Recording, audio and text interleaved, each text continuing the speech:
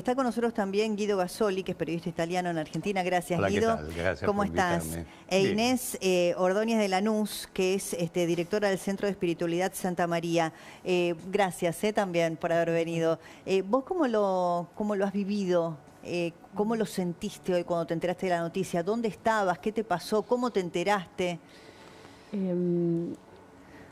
Confieso que me venía preparando porque la verdad que fue un milagro el cómo atravesó sus momentos tan al borde de la muerte, pero tenía como la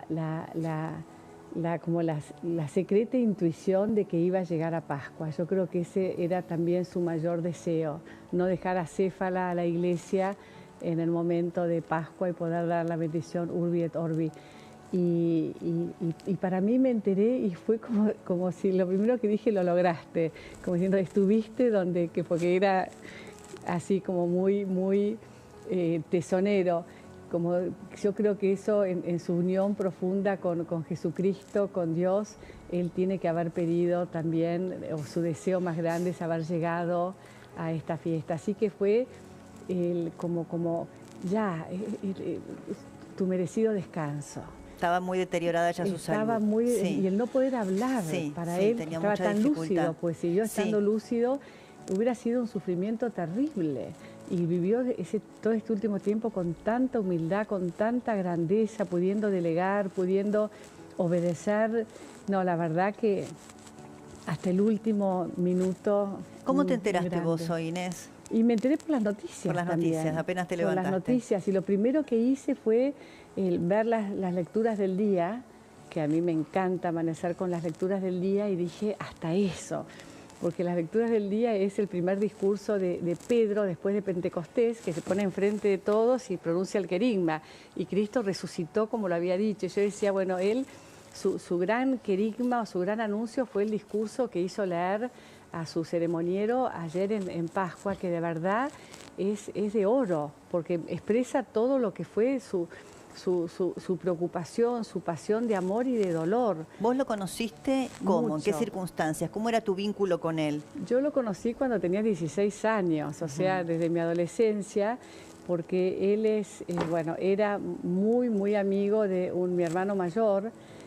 Casó a mis dos hermanos, o sea, era conocido de la familia, la quería mucho a mi madre también, y tan amigo de mi hermano que cuando en la tercera ordenación a los jesuitas le atan las muñecas, Francisco le dio la cinta. Mira, esa sos vos con el padre Jorge, digamos. Sí. Le dio para que custodiara su sacerdocio, y después, y ahora papa, y lo seguirás custodiando, o sea. Y cuando fue arzobispo, o sea, yo tuve mucha relación cuando estaba en los jesuitas, cuando fue provincial, con todo lo de Francisco Yali, después cuando lo trajo Cuarrachino, que también era muy amigo, y trabajamos juntos cuando él era arzobispo, y él siempre me decía, cualquier cosa me llamás, y cuando yo lo llamaba, si no me podía atender, el primer llamado a las 7 de la mañana era el de Jorge, Inés, me estabas buscando. Y bueno, cuando ya renunció, le dije, bueno, ahora vas a poder ser nuestro consejero, porque él decía que no necesitábamos consejero, pues estaba él.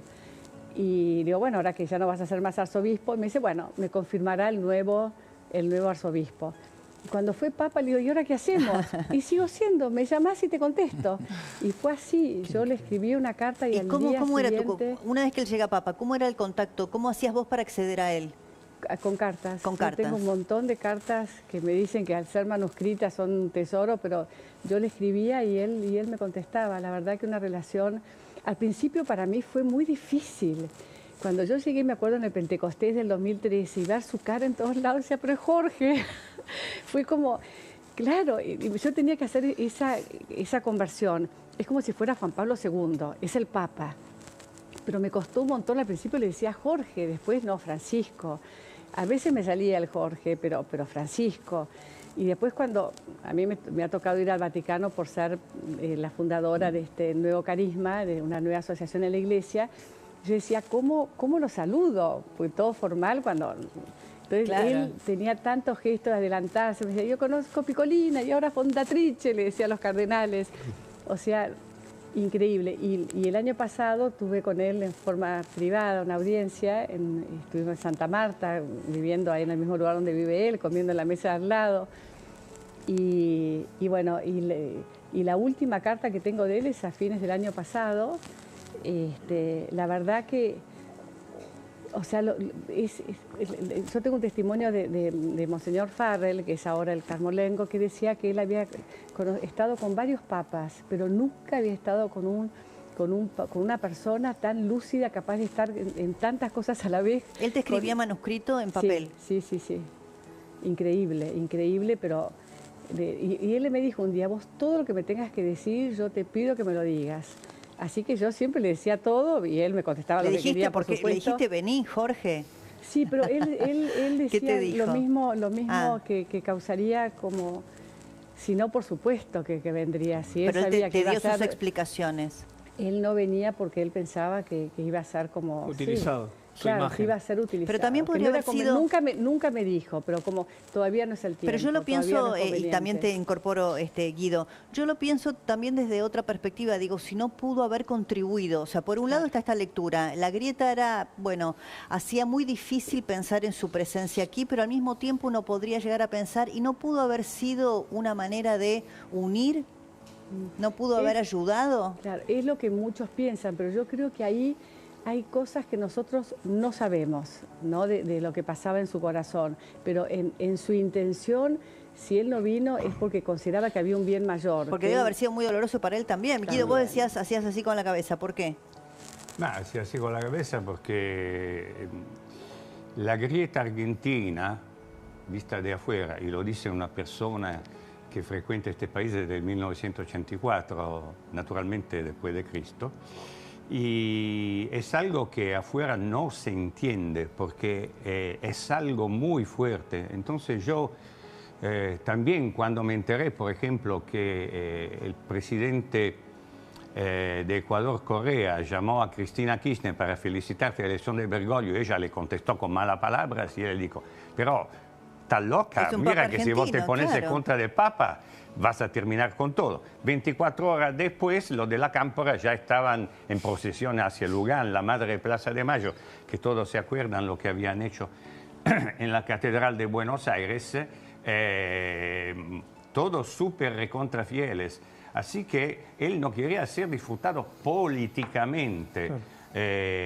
Y digo más, el asunto que siempre recibió a Cristina, siempre recibió a fulano, siempre recibió a Mengano, se encuadra simplemente en una regla de la diplomacia vaticana que dice muy claro que un papa nunca puede rechazar la visita de un presidente de una nación. Sí, bueno, él era el jefe del Estado Vaticano, independientemente de su rol como religioso, ¿no? Y entonces así se han provocado las interpretaciones más impresionantes.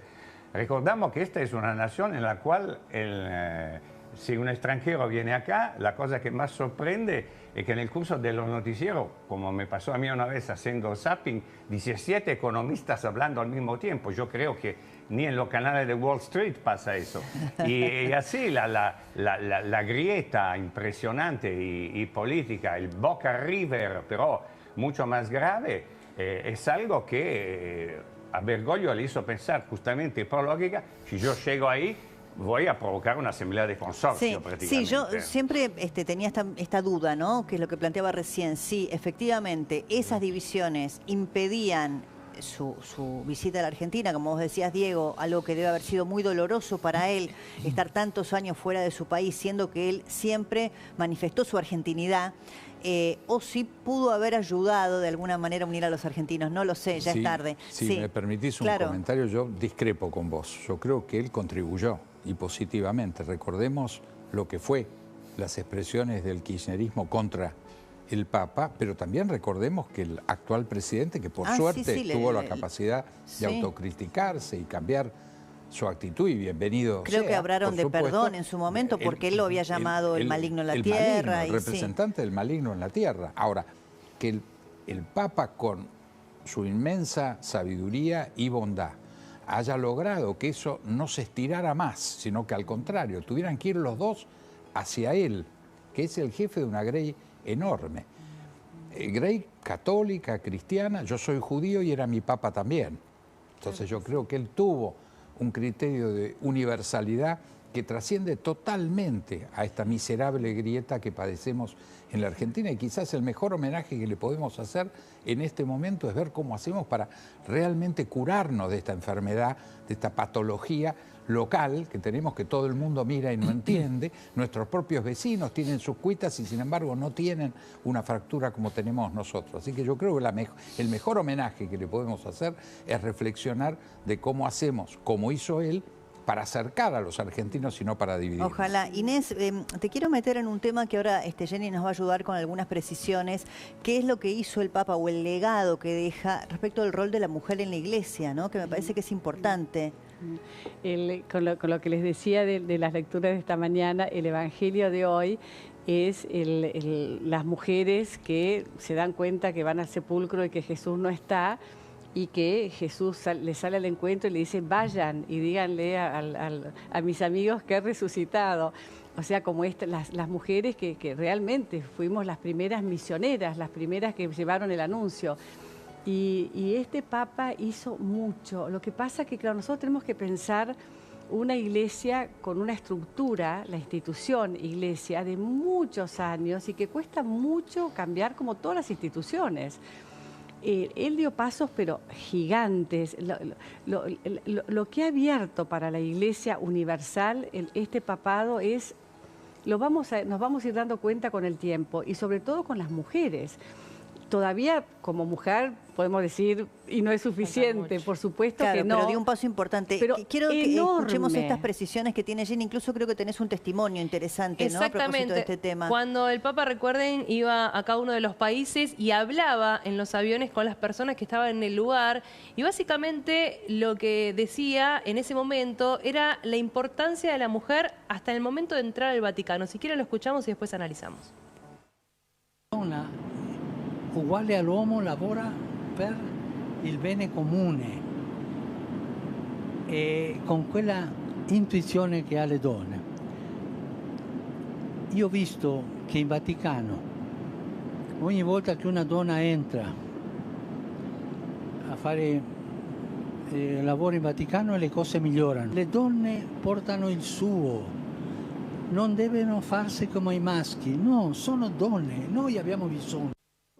En realidad esto es con los periodistas. Cada vez que el Papa Francisco hace una gira, hay periodistas que acompañan en esos vuelos, y muchas de las declaraciones públicas que luego trascienden son estas exposiciones que hacía él frente a los periodistas, por eso incluso tiene el micrófono, ¿no? Exactamente, era uno de esos viajes, como te decía, en el año 2016 fue este viaje que se llevó a cabo, y como vos bien señalabas, la gente que estaba en el lugar, obviamente los periodistas, son los que recogían estos testimonios tan importantes. A ver, lo que hizo básicamente es promover lo que es la igualdad de género, y como bien decía, falta mucho, pero por ejemplo puso un rol muy importante en lo que tiene que ver a la mujer dentro del Vaticano. Hay 4 mujeres muy importantes, que ahora vamos a leer el nombre de cada una de ellas. ¿Por qué? Porque esas mujeres hasta llegaron a participar de las reuniones más importantes que tenía el Papa, y eso obviamente no era algo que sucedía antes de que él llegue al Vaticano. Alessandra Smirelli es secretaria del Discaterio, que obviamente sería el Ministerio para el Servicio del Desarrollo Humano Integral.